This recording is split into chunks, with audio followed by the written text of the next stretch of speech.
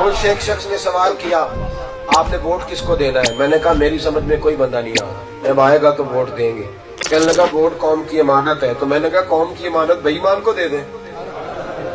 अमानत बेईमान को दी जाती है कि अमानतदार को? तो बेईमान को दे जाके। जीत तमाशा है, कौम की अमानत है। जब कोई अमानतदार मिलेगा तो इंशाल्लाह उसे अमानत देंगे।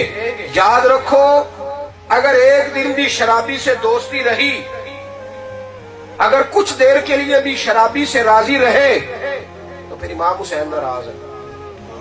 और नौजवान इधर देखें, मेरी बात लिख लें, अगर मोबाइल में गंदे मुजरे हैं, गंदे गाने हैं, लड़कियों के नंबर हैं, चौकों में खड़े रहते हो, तो फिर तुम याद रखो कि जब तुम गंदा मुजरा देखते हो ना, तो हजरत अली अकबर को कब्र में तकलीफ होती है, फिर हजरत अब्बास के बाजुओं में दर्द होता है कि हम तो फाशी के मुजरे देखने वालों के खिलाफ हम लड़े, और ये हमारा नाम लेने वाले मुजरे देखे, गंद देखे, सारी सारी रात तमाशे देखे। मिल्लत के जवान याद रख, जब तू मुजरा देखता है रात को गंदी वीडियो, तो जनाबे अली असगर 6 महीने की कब्र फिर से तकलीफ में आती है।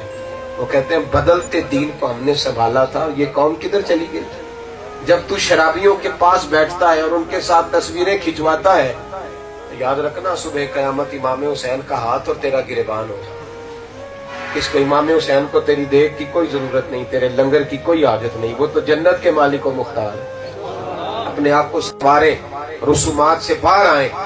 और अहले बैत का सबसे बड़ा किरदार ये है कि सैयदा फातिमा का नंगा सर कभी सूरज ने भी नहीं देखा। और अगर तेरी बेटी, तेरी बीवी, तेरी बहन, तेरी माँ पर्दा नहीं करती, तो बता सैयदा फातिमा के सामने वो कैसे जाएंगी?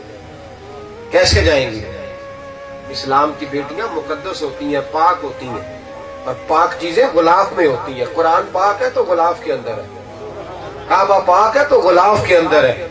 यहूदी, ईसाई, सिख, बुद्ध मत की बेटी गुलाफ में नहीं होती। नबी पाक का कलमा पढ़ने वाली बीबी पाक है तो उसे गुलाफ में रखा गया है, वो गुलाफ में है। मुकद्दस औरतें गुलाफ में होती, उनको पर्दा कराओ, यह अहले बैत का तरीका है। अपने आप को संवारो।